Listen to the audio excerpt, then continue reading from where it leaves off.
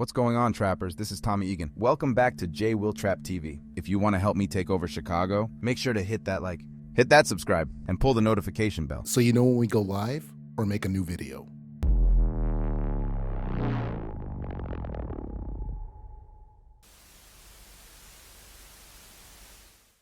Yo, what is going down? Welcome back to J Will Trap TV. Hey guys, we are back with another Power Book Force video, and I can deliver the news. I can deliver the news to you that this is the best episode of Power Book Force I have seen. Oh my God, better than every episode in season 1. And I know it's not a season finale, but it felt like a mid-season finale. It felt how it should feel, the pacing, everything. It was right there. So this episode's called Devils in the Details. Let's get into these details. Let's go, let's jump in.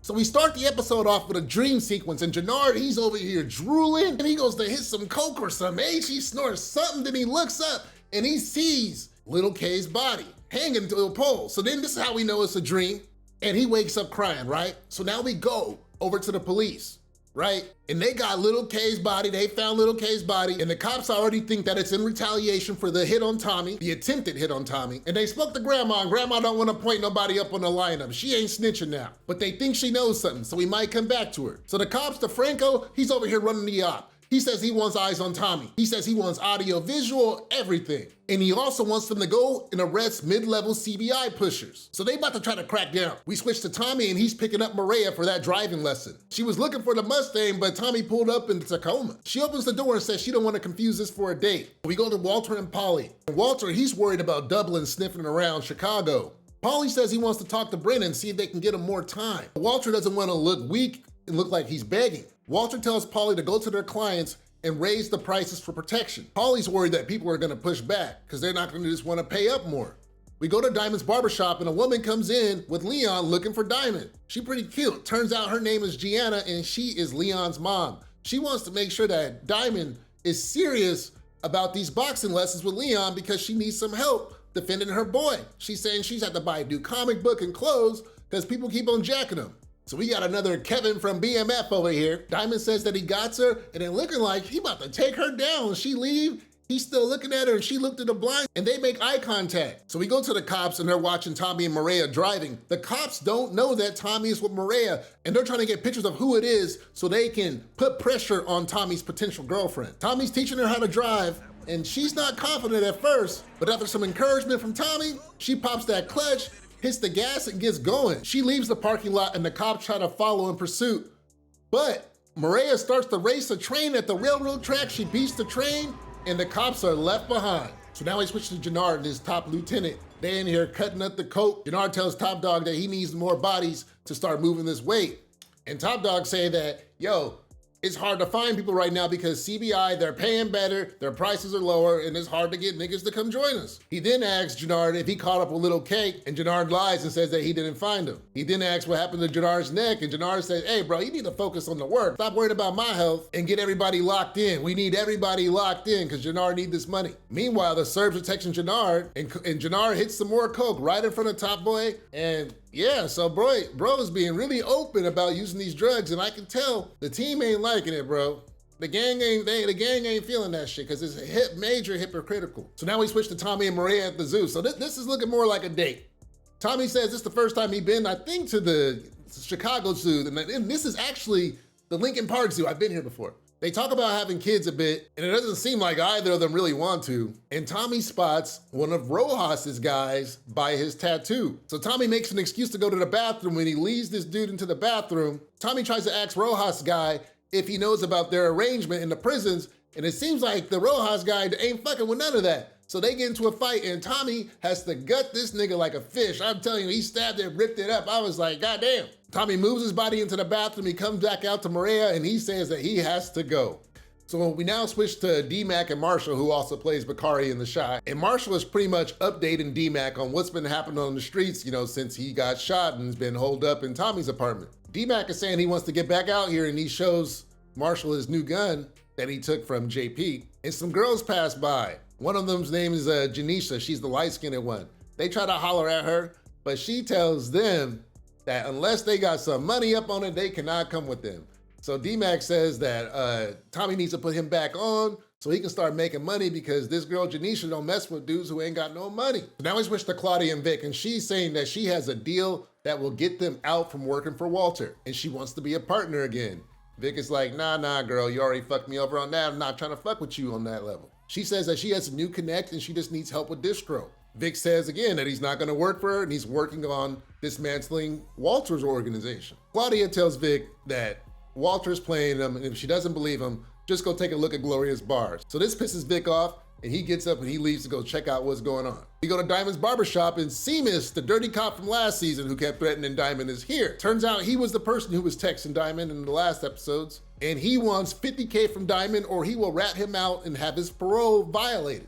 Diamond says he needs time to get this money, but Seamus says he wants it by tonight. Tommy's watching all this from outside, and then he comes in after Seamus' leave and presses Diamond. Diamond actually lies to him and says he's here because he wants, some community services. Tommy reminds him that Seamus is Walter's bitch and that they can't work with that fool. And he also tells him that he had to kill one of Rojas's guys at the zoo and they're not abiding by the rules of the deal. Diamond says he's gonna handle the Rojas situation, and we end the scene. We go to Vic going into Gloria's bar, and Walter done turned the goddamn bar into a strip club for white women only.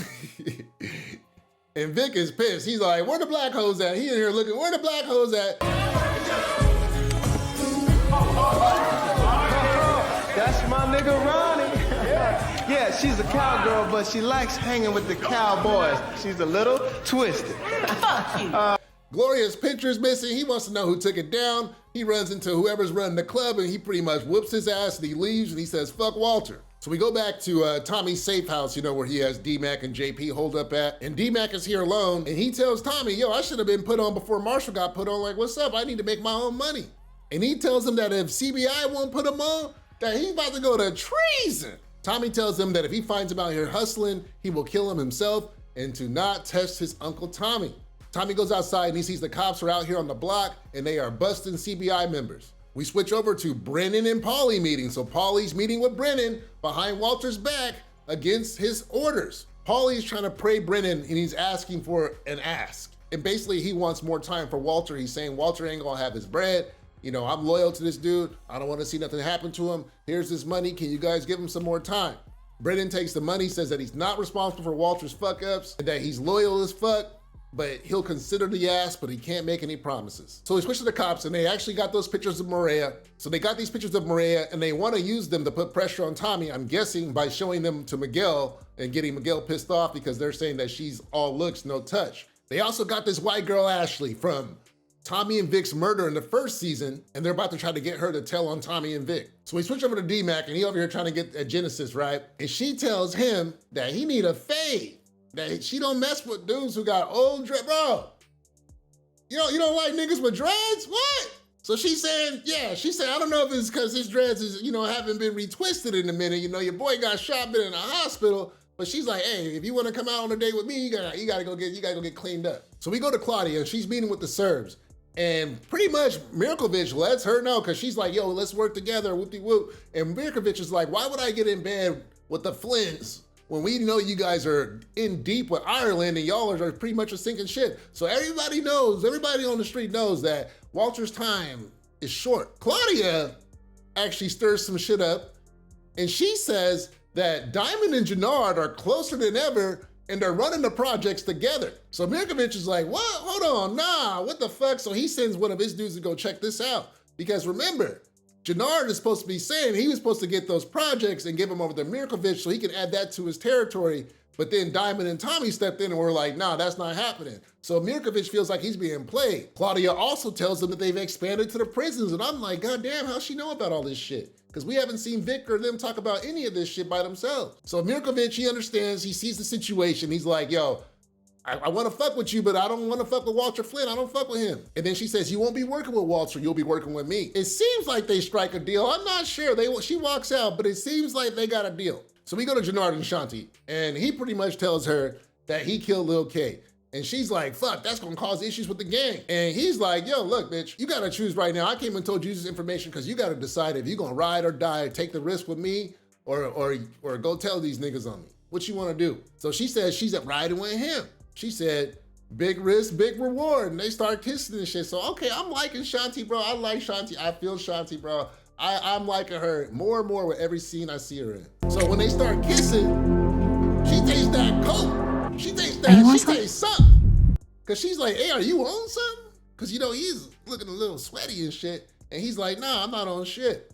So, you know, they switch scenes. He gets a text from Miguel saying they need to meet right now, but she's still right there thinking about that, you know, if she lying to him, because she asked him straight up, like, yo, if you want something, let me know, you know what I'm saying? And it seemed like she still want to work with my nigga, even if he was on something, you know, not like be with him while he on something, but help him get off that shit. You know what I'm saying? Because it's crazy how they got your boy Jenard looking right now with this shit. Anyway, so we in that scene. I feel like she still suspects something, but we move on. So we got Walter meeting with Brennan in his new strip club inside Gloria's old bar. And Walter, he slides him an envelope full of money, you know, it seems a little light. Hey, these Flins, like, they like coming in light, huh?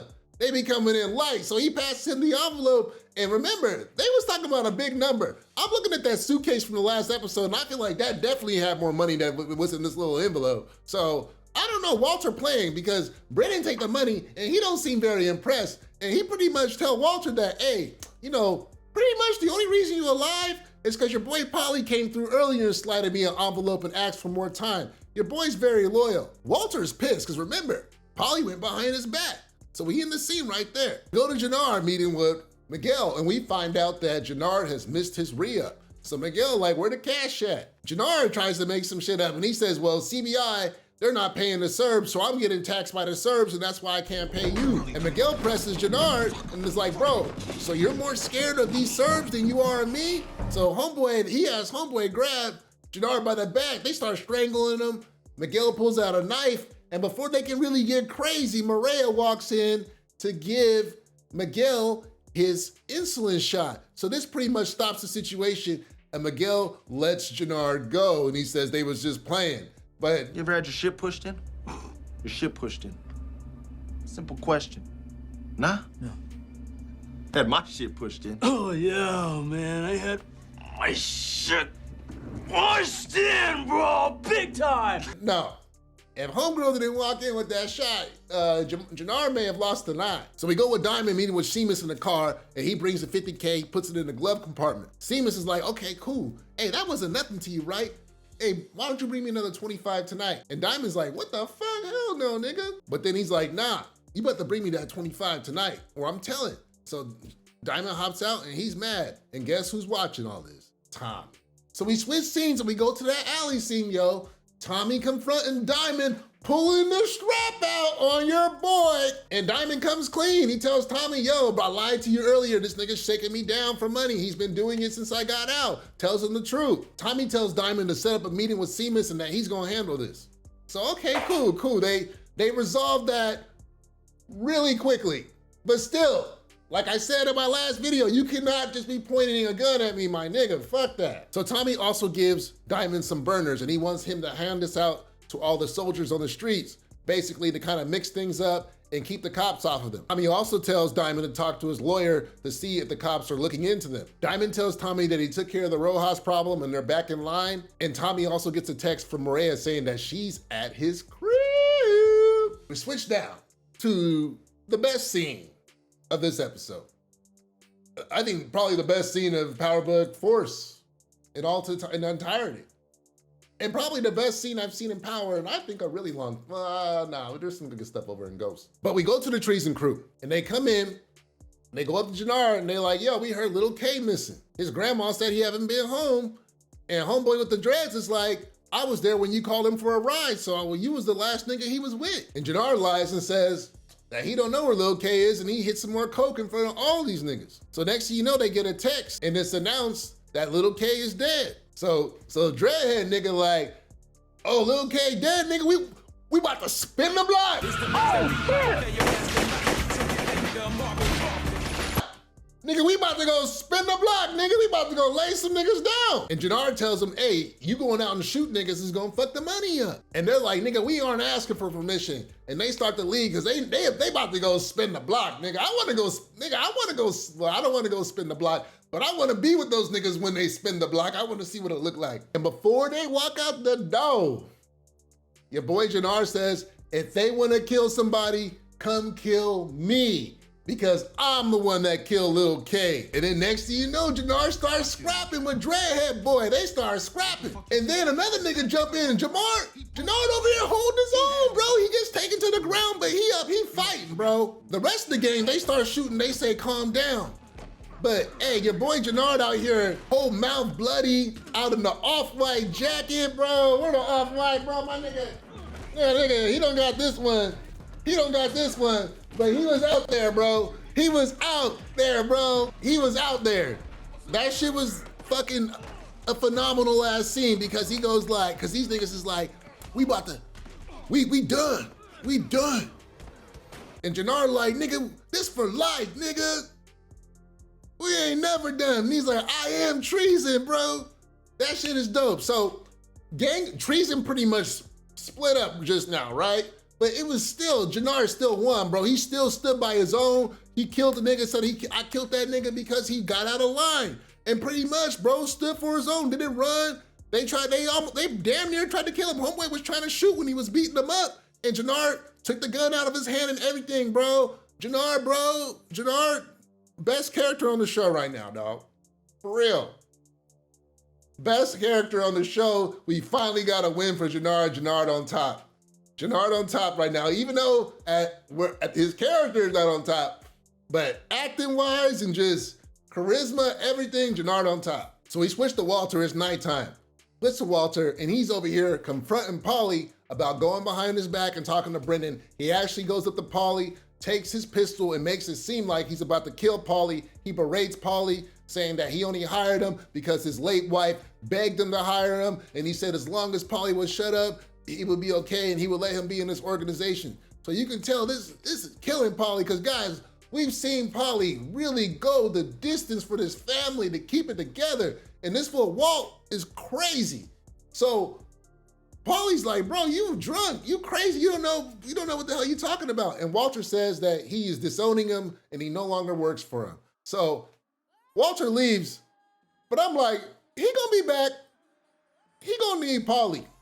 He gonna need Paulie later. I guarantee you, watch. We go to Tommy and Maria. And Tommy, he got her at the house. He went and got her favorite food. She in this yellow dress. She in here looking good. They feeling good. I think it's a date. They switch over to D-Mac and JP is playing the piano in this new bar. So we see some people in there. They're over there, making some business.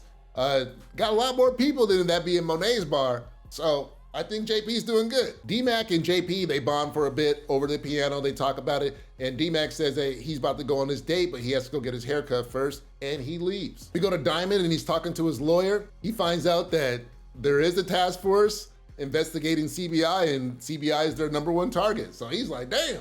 He also gets a text from Seamus, and he wants to meet up for that money. So we go to Tommy, and he's still with Maria, and they over here, they dancing. She's saying she's teaching him how to dance. So they start, doing a little two-step, doing a little tango. In the middle of this, they start making out. And she initiated it. So I'm like, damn, that nigga Kendall ain't shit. That nigga Kendall went down. Tommy gets a text, and it's Diamond. He says, yo, homeboy's trying to meet in 20 minutes. Tommy's like, yo, I gotta go. And she asks him, yo, is this a family matter? And he's like, no, it's something I gotta do. And she says that she understands, and your boy, he dips out, but before he dips, he says, stay as long as you like. And I felt like she about to wait for your boy. I'm over here like, yeah, this for Tommy, bro.